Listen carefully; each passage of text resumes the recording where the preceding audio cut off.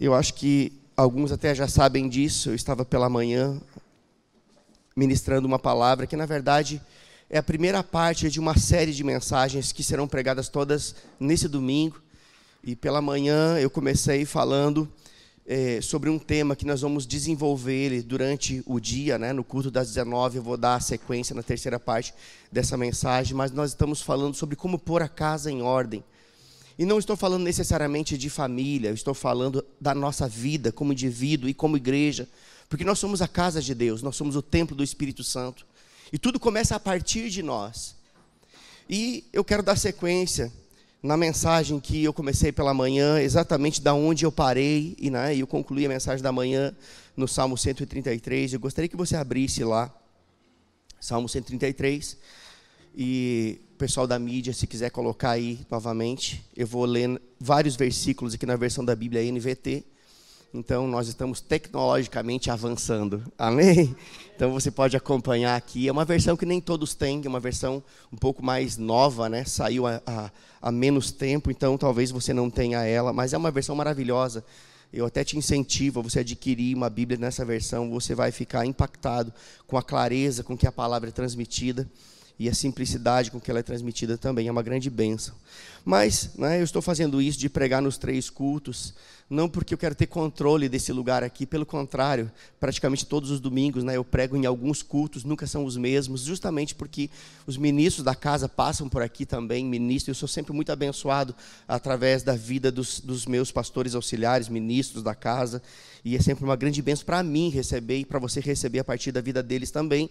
Mas eu entendo que hoje, como é uma palavra que tem uma proposta pastoral mesmo, existe uma paternidade envolvida em tudo aquilo que está sendo falado, desde manhã até no culto das 19, você vai perceber que há uma unção de paternidade permeando essa mensagem.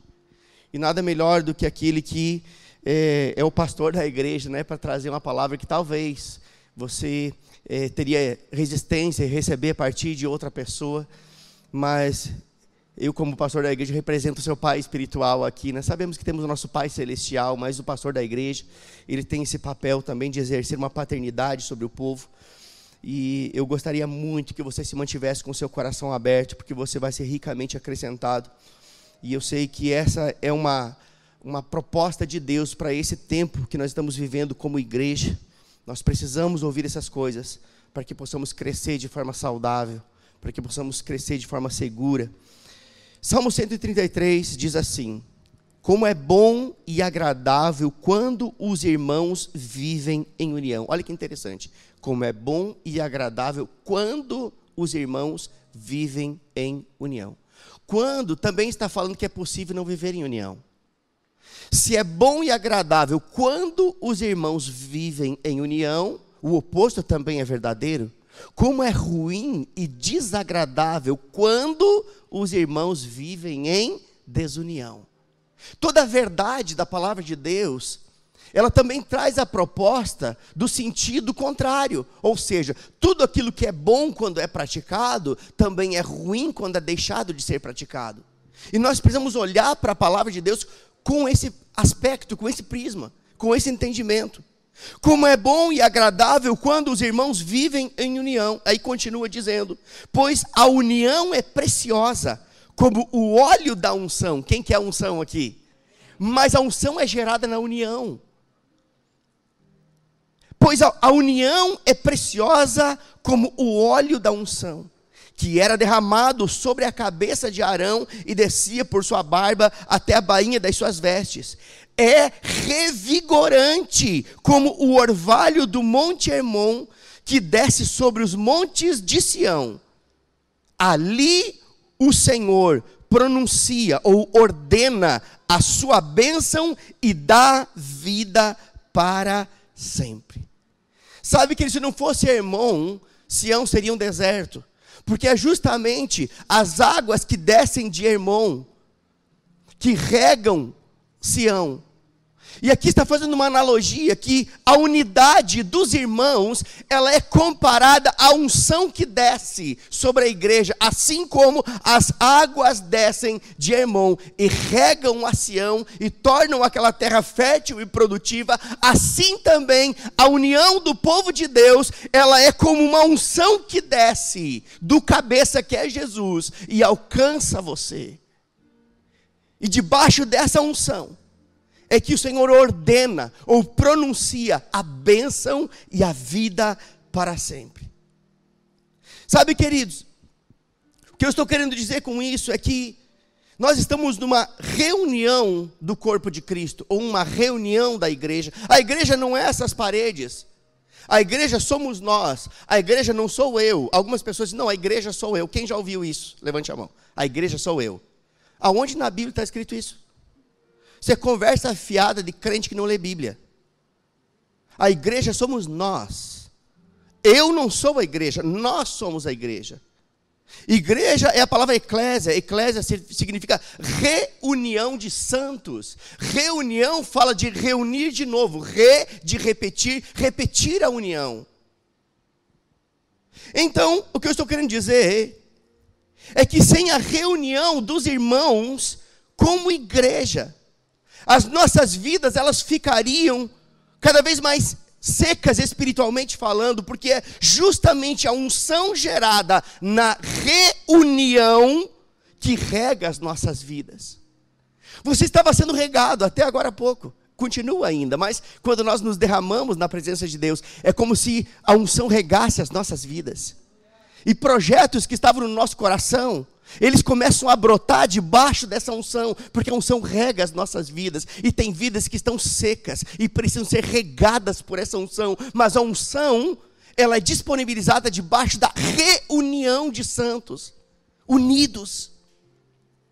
E sabe, queridos, é justamente a unção disponível na igreja, que abre os nossos olhos espirituais, é a unção disponível na igreja, que quebra o jugo, que tira o peso, é a unção disponível na igreja, que rega sementes e sonhos que Deus colocou dentro de nós. Tem sementes divinas no seu coração, tem projetos divinos no seu coração, e quando você se dispõe a estar num ambiente como esse, é como se você trouxesse a sua semente para ser regada, para que ela possa germinar e dar frutos.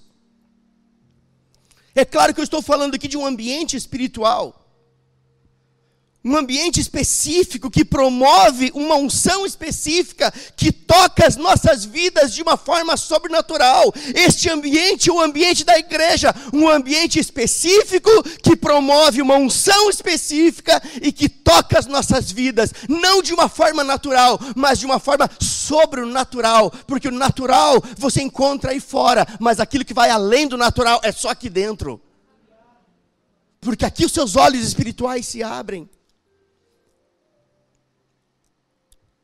E conforme está escrito no final desse salmo que nós lemos, é ali que o Senhor ordena a sua bênção. Quer dizer que você não é abençoado fora da igreja? É claro que é, nós já fomos abençoados. Mas quando você vem para um ambiente como esse, essa bênção que já foi dada a você é regada. Você conseguiu pegar isso? Quando você se disponibiliza a estar num ambiente espiritual, então a bênção que já é sua, ela é regada. Sabe, queridos, ser igreja é uma grande bênção. Sabe por quê? Porque igreja é uma instituição divina. Igreja é uma instituição divina que promove ações divinas.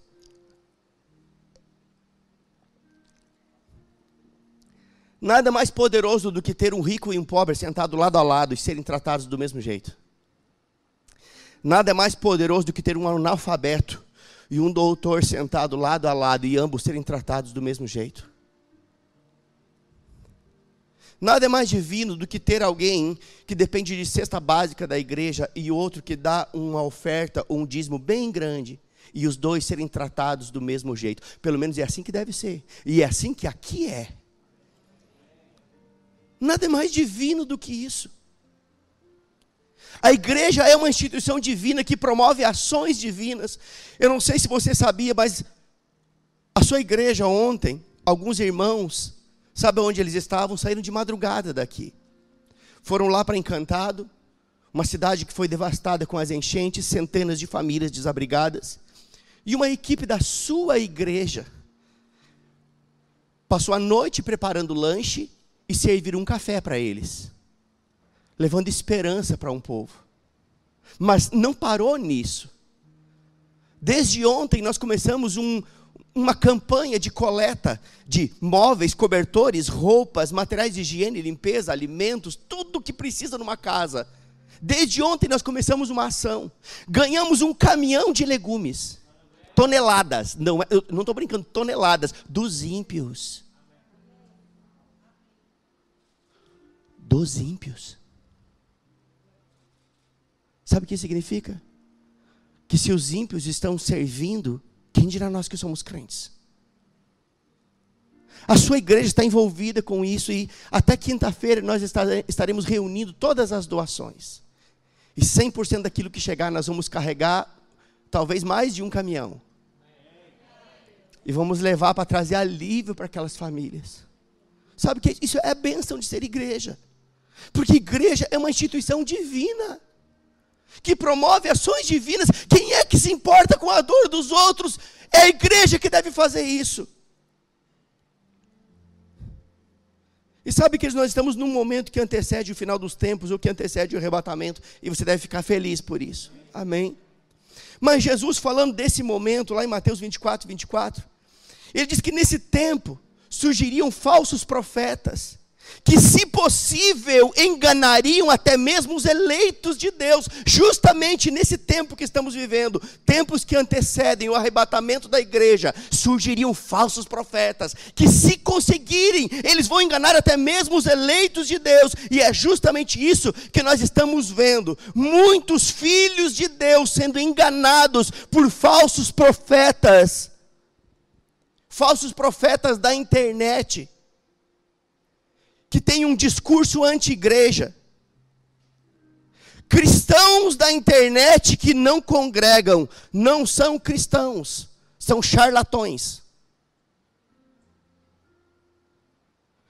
Tem gente que decidiu congregar pela internet com youtubers que não congregam, e que tem uma mensagem anti-igreja, anti uma instituição divina, uma instituição que foi levantada pelo Senhor para fazer a diferença nessa terra, e Satanás tem levantado os seus ministros, usando as redes, para enganar os eleitos de Deus com um discurso anti-igreja. A igreja é a noiva do Cordeiro. E infelizmente, alguns cristãos têm caído nesse laço de Satanás. Talvez alguns que nem imaginam do que é que eu estou falando. Talvez outros já saibam. Mas se você não imagina do que eu estou falando, quando chegar essa sutileza, você vai saber. Ei, meu pastor falou. Meu pastor me avisou. Eu estou vacinando você. Porque estamos nos últimos dias. E sabe que eu falei com alguns destes que caíram nesse engano. Essa sutileza de Satanás, a sutileza dos falsos profetas, que foram levantados pelas trevas para minar a fé dos crentes e falar contra a igreja, com um discurso anti-igreja. Eu falei com alguns destes e fiz algumas perguntas somente para ver se a ficha cai. E a minha pergunta, sentado frente a frente, foi: aonde você foi salvo? Qual foi a resposta dele? Diga: na igreja. Aonde você foi salvo? A resposta foi: na igreja. Aonde você cresceu e amadureceu espiritualmente? Na igreja. Aonde você foi batizado com o Espírito Santo? Ele respondeu: na igreja. Aonde você recebeu cura em algumas áreas da sua vida e libertação em outras áreas da sua vida? Na igreja. Para quem foram endereçadas as epístolas ou as cartas que regem a nossa conduta até hoje? Para quem foi endereçada? Para a igreja.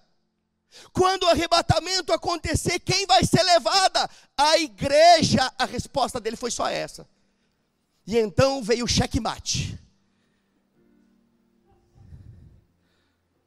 A minha pergunta foi: depois de tudo que você respondeu, ainda assim você acredita que é uma boa opção viver fora da igreja? Depois de todas as perguntas que eu fiz, e você respondeu na igreja, a igreja, na igreja, a igreja, e ainda assim, depois de tudo isso, você ainda acredita que é uma boa opção estar fora da igreja? Sabe, queridos, a igreja é uma instituição divina e perfeita. Outro discurso que muitas vezes nós ouvimos: não, a igreja não é perfeita. Quem já ouviu isso? Todo mundo já ouviu. Está com vergonha de levantar a mão. Não existe igreja perfeita. Quem já ouviu isso? Quem diz que não existe igreja perfeita se a igreja é uma instituição divina? O que não são perfeitos são os homens que compõem a igreja. Mas um Deus que é divino cria coisas divinas e perfeitas. Então a igreja é uma instituição divina e perfeita, formada de pessoas imperfeitas, como eu e você. Agora deixa eu te dizer uma coisa. Se a igreja é formada de pessoas, e onde tem pessoas tem problemas, você sabia disso, que onde tem pessoas tem problemas? Mas deixa eu dar uma boa notícia para você: onde tem Bíblia tem solução. Se a igreja é formada de pessoas, e aonde tem pessoas tem problemas, a boa notícia é que aonde tem Bíblia tem solução. Sabe, queridos, a Bíblia nos traz conselhos preciosos de como viver em comunidade e desfrutar a bênção que é ser igreja. É na igreja que nós iremos aprender a amar quem não merece. Olha que bênção! Não existe outro lugar no mundo que você vai aprender a amar quem não merece, a não ser dentro da igreja. É dentro da igreja que você aprende a amar quem não merece. E isso nem sempre é fácil. É dentro da igreja que nós iremos aprender a perdoar quem não merece ser perdoado. E isso também nem sempre é fácil. Mas ninguém disse que é fácil, mas a Bíblia diz que é possível. Oh, aleluia. E é também na igreja que nós iremos aprender que fomos amados, fomos perdoados, ainda quando nós não merecíamos. A Bíblia diz que Deus nos amou quando nós éramos seus inimigos. Se tem alguém que tem cacife para dizer orai por aqueles que vos perseguem, é o Senhor. Porque Ele nos amou quando nós éramos os seus inimigos. Ele nos perdoou, nos redimiu quando nós éramos seus inimigos. E é também na igreja que nós iremos aprender que ser cristão não é uma religião. Diga, ser cristão não é uma religião. Sabe por quê? Porque Jesus não veio trazer uma nova religião, Jesus veio trazer salvação. É dentro da igreja que nós aprendemos isso, pelo menos deveria ser dentro da igreja, que nós aprendemos que ser cristão não é uma religião, mas ser cristão é aquele que é muito mais do que um seguidor, mas é um imitador de Cristo. Ser cristão não é apenas ser um seguidor. Você pode seguir alguém sem necessariamente imitar ele. Mas ser cristão é você ser um seguidor e um imitador de Cristo. Sabe que tem muito crente seguindo. Dá um like, me segue nas redes. E tem gente seguindo esses cabas safados. Está deixando de seguir a Cristo. O Cristo vivo, o Cristo ressurreto, o Cristo que deu a vida, o Cristo que nos resgatou, o Cristo que nos redimiu, o Cristo que nos comprou com o seu próprio sangue. Então ser cristão não é uma religião. Ser cristão é ser um seguidor e também um imitador de Cristo. Mas é dentro da igreja que nós aprendemos isso. E foi isso que Paulo disse em 1 Coríntios capítulo 11, verso 1.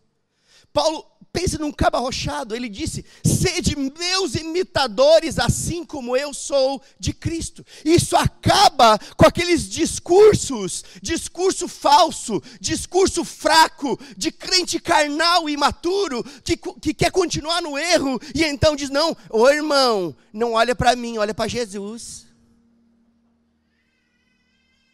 Que espécie de cristão é esse?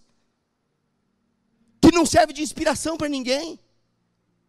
Eu estou te chamando para um nível mais alto, para que eu e você possamos poder ter autoridade de dizer o que Paulo disse: ei irmão, olha para mim, porque se você olhar para mim, você vai estar olhando para Cristo, porque eu sigo a Cristo, eu ando nas pegadas de Cristo, eu ajo como Cristo, pode me imitar, e você vai estar num caminho seguro. Isso não é soberba, isso é fazer o que Paulo fez. Sede meus imitadores, assim como eu sou de Cristo. Esse discurso de, não olha para mim, mas olha para Cristo. Que tipo de cristão é esse? Se as pessoas não podem ver Cristo em nós, elas vão ver em quem? Em quem elas verão Cristo a não ser nos cristãos? Sabe por que você é cristão? Não é por causa, agora fulano mudou de religião, ele virou cristão. A palavra cristão, biblicamente falando, se chama pequenos cristos. Que agem como Cristo, pensam como Cristo, andam debaixo das instruções de Cristo e por isso são chamados de cristãos. E aonde as pessoas verão Cristo a não ser nos cristãos? Você não vê banana numa macieira. E você não vê maçã num pessegueiro. Você vê maçã na macieira, pêssego no pessegueiro e Cristo no cristão.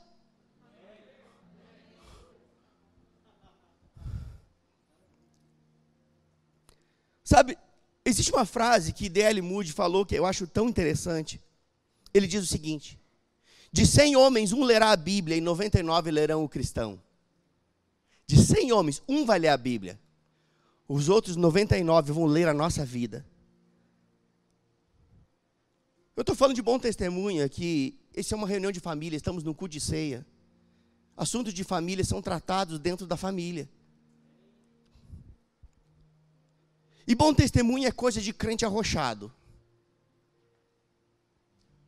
O problema é que crente arrochado está em extinção. Está em falta. A questão é que se nós não conseguimos ser Jesus lá fora,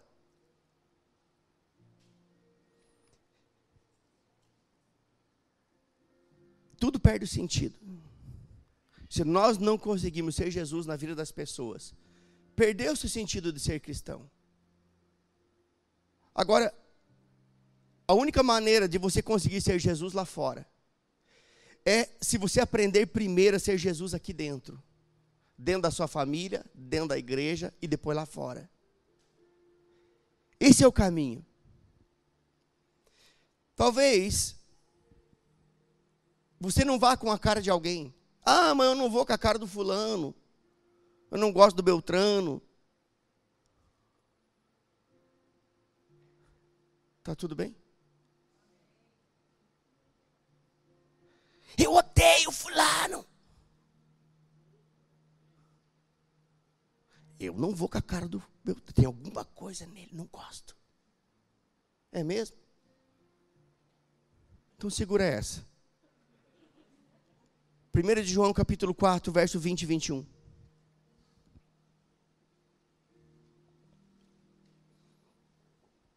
Diz assim, 1 de João 4, 20 e 21, diz assim: se alguém disser, amo a Deus, e odiar a seu irmão, é mentiroso. Então, olha a seriedade. Se alguém disser, amo a Deus, e odiar a seu irmão, é mentiroso. Pois aquele que não ama a seu irmão a quem vê, como pode amar a Deus a quem não vê? Ora, temos da parte dele este mandamento, diga mandamento. Não é uma escolha, é um mandamento. Não é se você quer ou se você não quer, é um mandamento. Temos da parte dele este mandamento, que aquele que ama a Deus, ame também o seu irmão. Mas eu não gosto, pois passe a gostar. Mas eu não vou com a cara, deixe ser tratado por Deus. Mas o meu espírito não bate com o espírito do fulano, então você não tem o Espírito Santo. Porque o seu espírito, habitado pelo Espírito Santo, é o mesmo Espírito Santo que habita na vida do outro. Não, meu espírito não bate. Então, vem falar comigo, vou expulsar o demônio da sua vida. Sabe o que é isso? Meninice, carnalidade. Sabe, queridos, eu acredito que para alguns o distanciamento social foi mais fácil do que para outros. Sabe por quê? Porque na prática eles já estavam distantes. Já estavam antes. Então o distanciamento social foi facinho. Assim como para outros usar máscara também não foi tão difícil. Porque já usavam.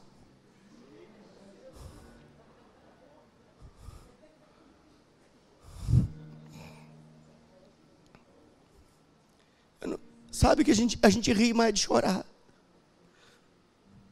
Isso não é motivo para rir, é motivo para chorar. Nós somos a igreja do Senhor.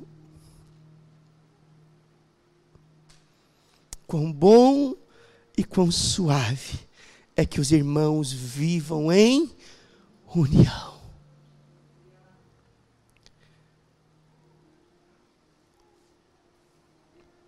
Sabe, eu creio que tudo isso que está acontecendo só contribuiu para revelar quem de fato nós somos. Eu não estou aqui acusando você, eu estou mostrando o caminho para sair disso. Acusador é o diabo, eu sou um homem de Deus, inspirado pelo Espírito, e eu sei que eu estou falando palavras de vida para você. E eu creio que hoje o Senhor está ajustando algumas coisas. O Senhor está nos dando a oportunidade de colocar a nossa casa em ordem. Você é a casa de Deus, a sua vida em ordem. E a igreja é só reflexo daquilo que nós somos, queridos. Uma igreja bagunçada é reflexo de crentes com uma vida bagunçada. Uma igreja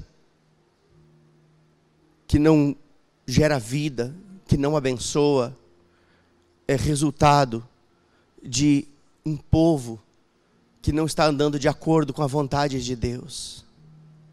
A nossa vida reflete na igreja. Igreja saudável é sinônimo de crentes saudáveis. E talvez você pense, por que ele está falando essas coisas? Será que tem problema? Não é para não ter problema. Deus trabalha de forma preventiva. Eu não quero apagar incêndio, eu quero instalar todos os protocolos para evitar isso. Amém, queridos? Somos uma igreja que está crescendo, graças a Deus por isso. Mas não podemos crescer de qualquer forma. Precisamos crescer de forma saudável. E eu creio que esta igreja, ela não será reconhecida apenas a igreja da fé, ou a igreja que anda em excelência, mas ela vai ser reconhecida como a igreja do amor, ela vai ser reconhecida como a igreja da compaixão, ela vai ser reconhecida como a igreja da empatia com as pessoas. Não, naquela igreja não é só parede que é bonita. Tem gente que ama. Tem gente que exerce compaixão.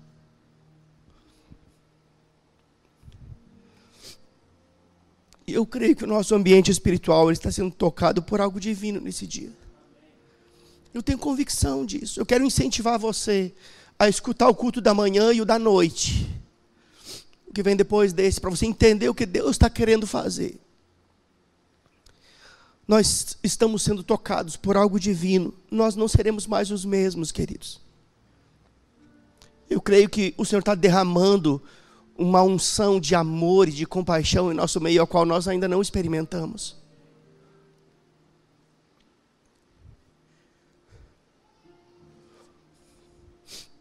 Sabe, eu e você precisamos entender que nós somos convocados para fazer o bem, tanto para os de dentro, como para os de fora. Isso está no nosso DNA.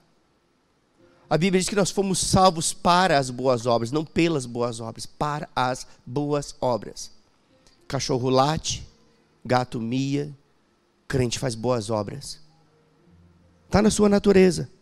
1 Pedro capítulo 2, verso 21. Pode colocar para mim, por favor. Você pode acompanhar aqui, ó, no telão. Gente, nós estamos chique, né? Pode acompanhar no telão. Antes eu falar, pode acompanhar no Data Show. Que bênção. Olha o que diz aí. Porque Deus os chamou para fazerem o bem, mesmo que isso resulte em sofrimento. Pois Cristo sofreu por vocês. Ele é seu exemplo. Sigam os seus passos. Ser um seguidor de Cristo é alguém que entendeu que ele tem um comissionamento para fazer o bem, tanto para os de dentro, quanto para os de fora, ainda que isso implique em algum tipo de sofrimento. Mas sabe, queridos, muitas vezes, quando eu e você somos confrontados, por causa do nosso comportamento desprovido de amor, normalmente nós tentamos justificar, né, o nosso comportamento, pondo a culpa no outro, como se o outro tivesse agido errado conosco. Não, eu só estou tendo esse tipo de comportamento desprovido de amor, porque fulano agiu errado, porque fulano fez coisa errada. Mas a Bíblia diz que a única maneira de vencer o mal é com o bem.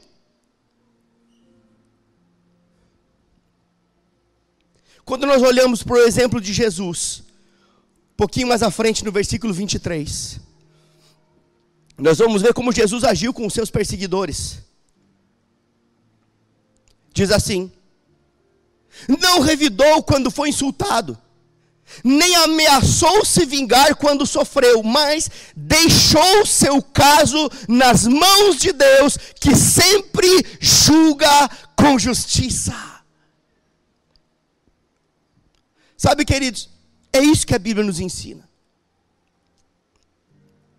Não agir com ameaça, nem com vingança, mas deixar qualquer tipo de situação errada que cometeram conosco nas mãos do Senhor, que julga com justiça. O nosso papel é orar por aqueles que nos perseguem, é vencer o mal com o bem. É isso que a Bíblia nos ensina.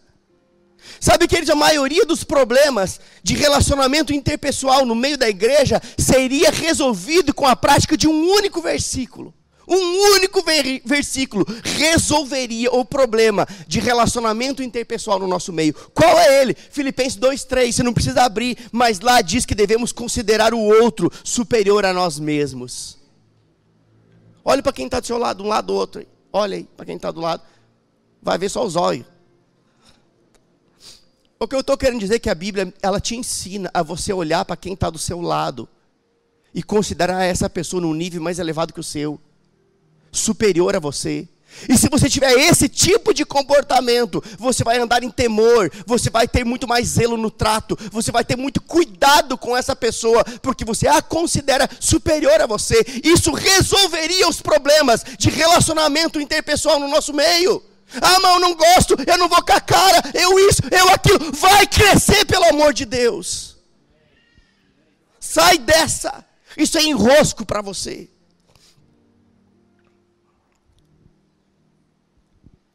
Sabe, queridos, nós precisamos estar atentos. Esse é um tempo de estarmos atentos, porque a Bíblia diz que o julgamento ele deve começar primeiro pela casa do Senhor. 1 Pedro capítulo 4, verso 17 e 18. Pode projetar para mim, por favor. 1 Pedro capítulo 4, verso 17 e 18 diz assim: pois chegou a hora do julgamento que deve começar pela casa de Deus. E se o julgamento começa conosco, que destino terrível aguarda aqueles que nunca obedeceram às boas novas de Deus. E se o justo é salvo por um triz, diga por um triz. Rapaz, se o justo é salvo por um triz, o que será do pecador e perverso? Sabe, queridos, tudo isso que foi falado só é possível ser praticado se o amor ágape, o amor do tipo de Deus, ele estiver sendo manifestado através das nossas vidas. Amar é uma decisão, não é um sentimento. Você decide porque está escrito. Amar é uma decisão. E nós só poderemos orar por quem nos persegue, vencer o mal com o bem, tratar com honra pessoas como se elas estivessem num nível mais alto que o nosso. Somente conseguiremos praticar esses princípios que Deus estabeleceu se nós andarmos em amor. Não um amor comum, um amor de palavras apenas, mas o amor do tipo de Deus, o amor que se transforma em gestos, o amor que se transforma em atitudes, o amor que se transforma em ações práticas. Um amor que não leva em conta os seus próprios interesses. Talvez você diga, mas eu não tenho esse amor. Deus te deu, é você que não descobriu ainda. Romanos 5,5 diz que o amor de Deus, o amor de Deus não é o amor igual ao amor de marido e mulher. Não é o amor igual de pai e filho, ou de amigos da igreja, não. O amor do tipo de Deus é o amor ágape, é o amor incondicional. É um amor que não quer nada em troca, e esse tipo de amor ágape foi derramado no seu coração, por meio do Espírito Santo que te foi dado. Romanos capítulo 5, versículo 5 diz isso, está em você, é fruto do Espírito. E quando esse amor é manifestado, todo jugo é quebrado, toda contenda é cessada, toda dissensão acaba.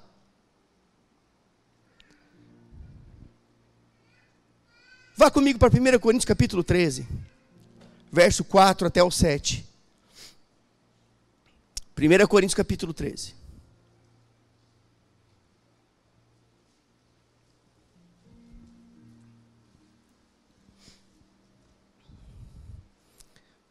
Sabe aonde você aprende a amar quem não merece ser amado?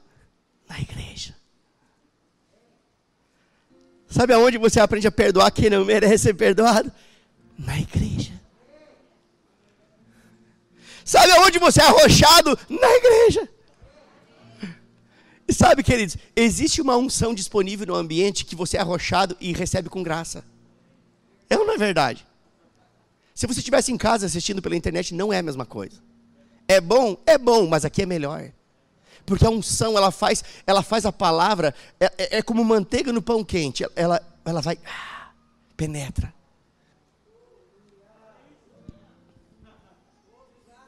Primeira Coríntios capítulo 13.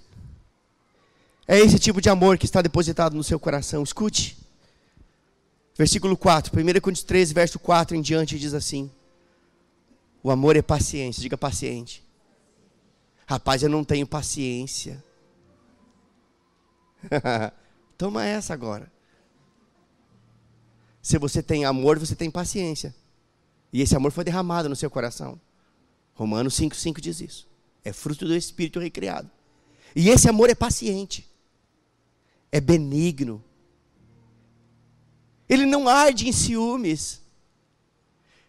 Ciúmes aqui não está falando apenas de marido que tem ciúme da esposa, esposa ciúme do marido. Não. É ciúme do irmão que apareceu de carro novo. É ciúme do outro que foi promovido e você não. É ciúme do outro que surgiu uma oportunidade e foi dada a ele para você não. Ei, o ciúme te trava. O amor se alegra. O amor não arde em ciúmes. O amor não se ufana. O amor não se ensoberbece. O amor não se conduz inconvenientemente. O amor não procura os seus próprios interesses. O amor não se exaspera. O amor não se ressente do mal. Para um pouquinho, vamos parar aqui. Diga, o amor não se ressente do mal.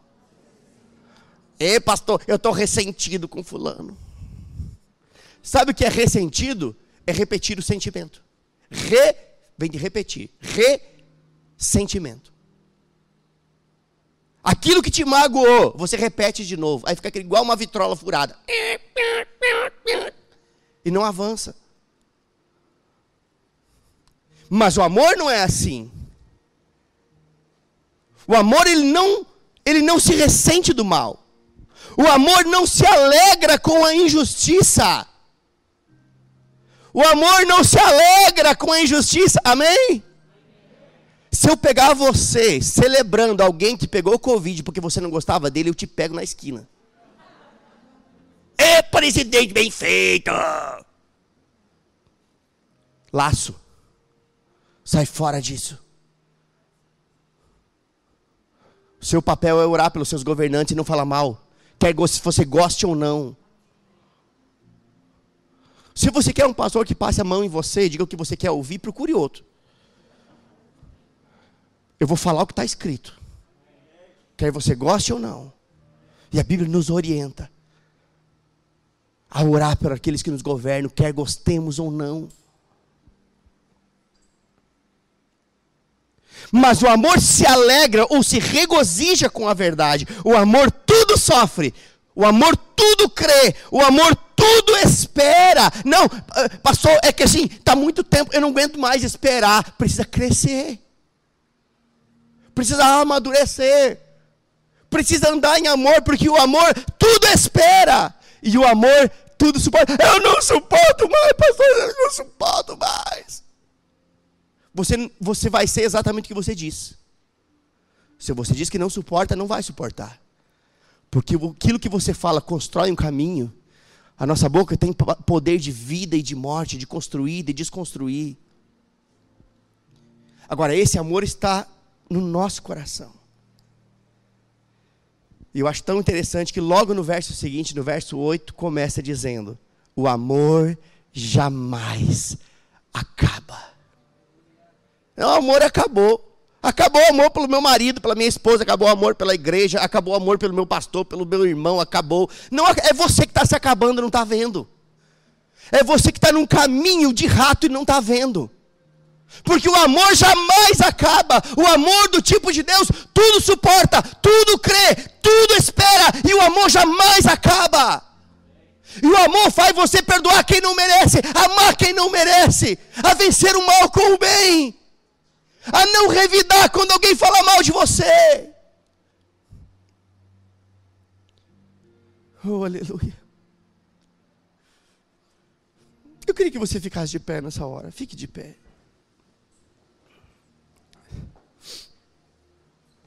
O Ministério de Música pode subir.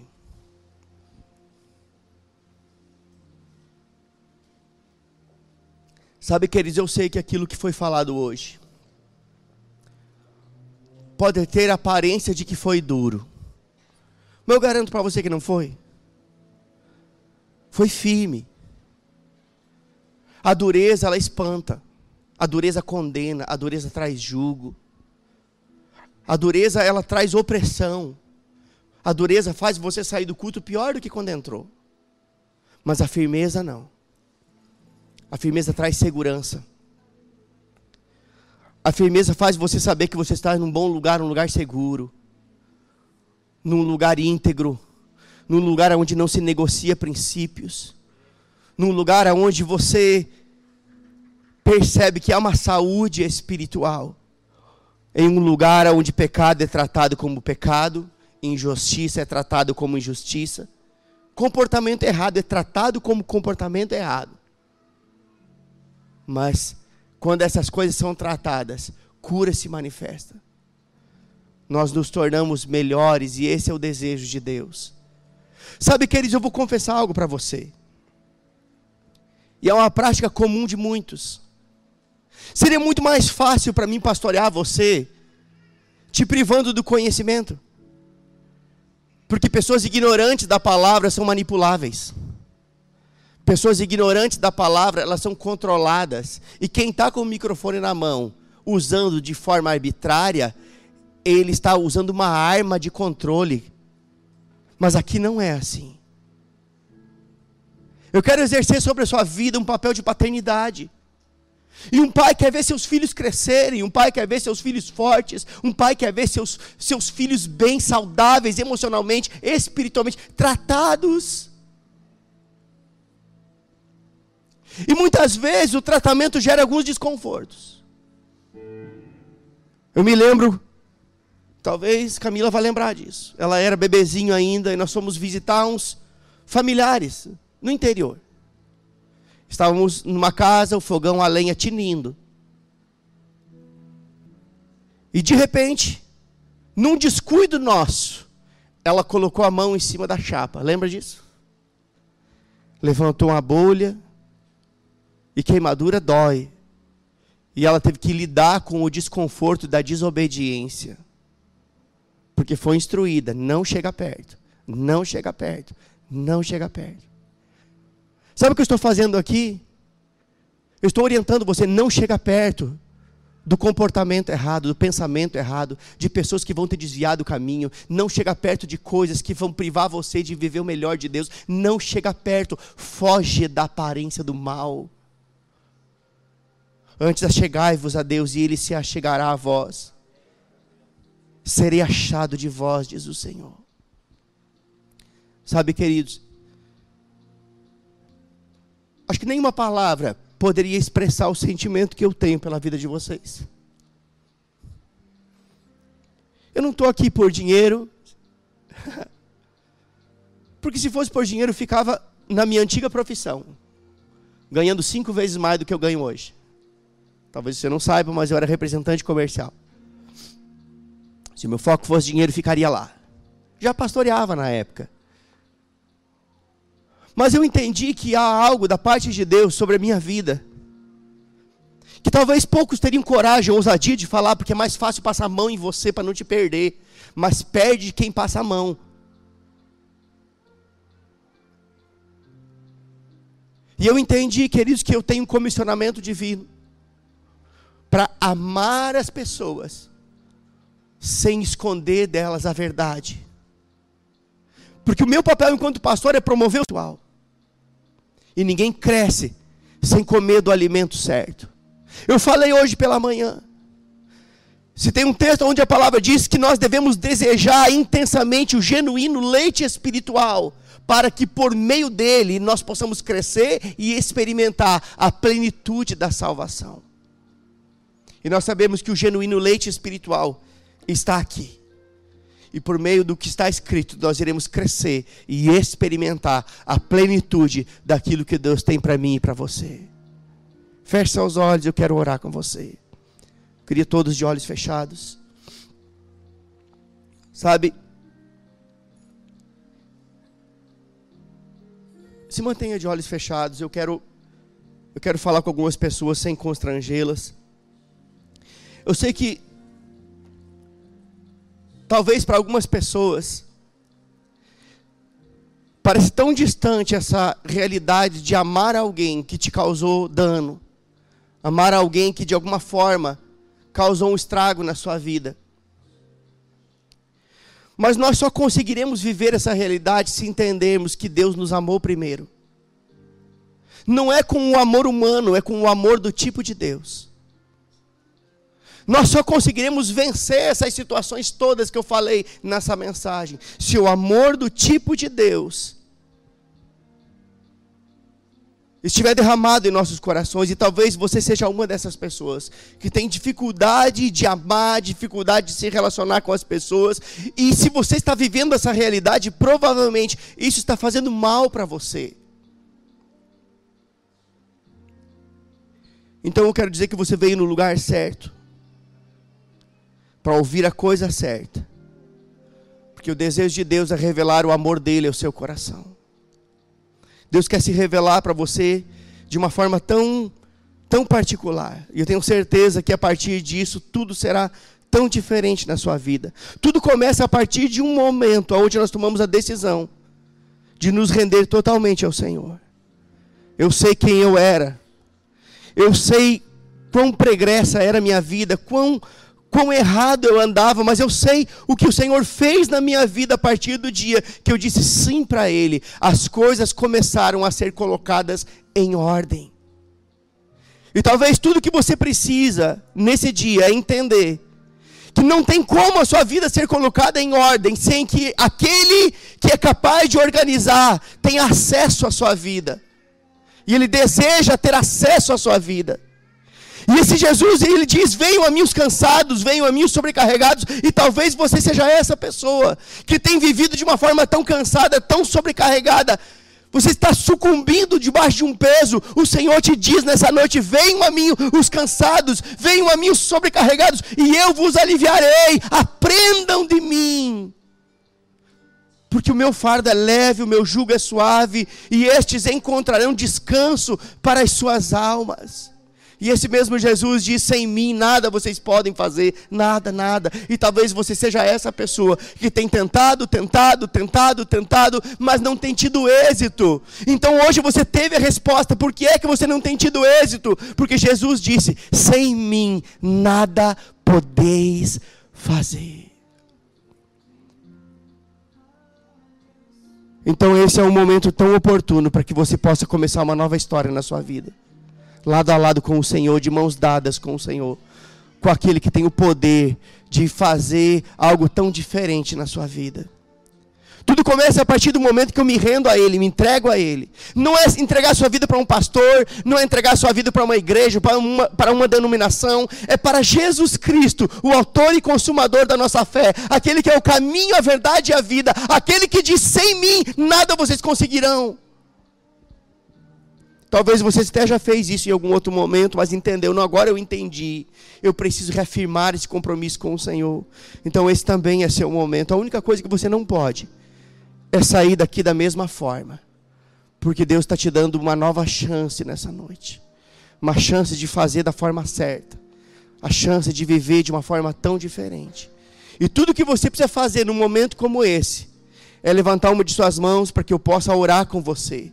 Se você deseja viver essa realidade de vida com o Senhor, sendo aquele que vai conduzir a sua vida, apenas levante uma de suas mãos e eu quero orar com você.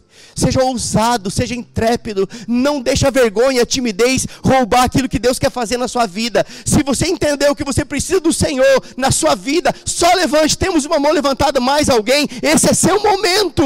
Outra mão, mais alguém? Ei, não perca a oportunidade que Deus está te dando de mudar a história da sua vida.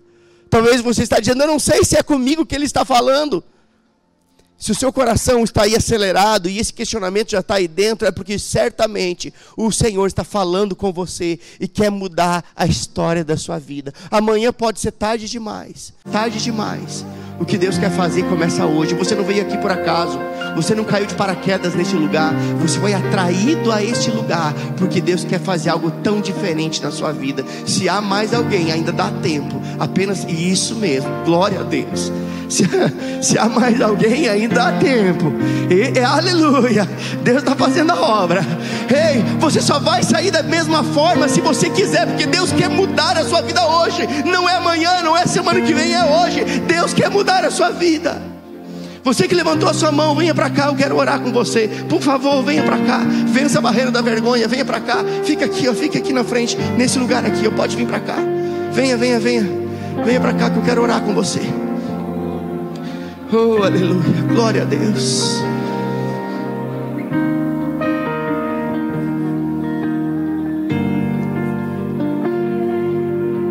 Pode vir aqui, ó, desse lugar aqui, ó, vem para cá, para esse lugar. Vem para cá, por favor. Ficam mais perto aqui de mim. Se ainda há alguém, é a última chance. Você nunca mais vai poder dizer: ah, eu não tive chance. A chance foi dada.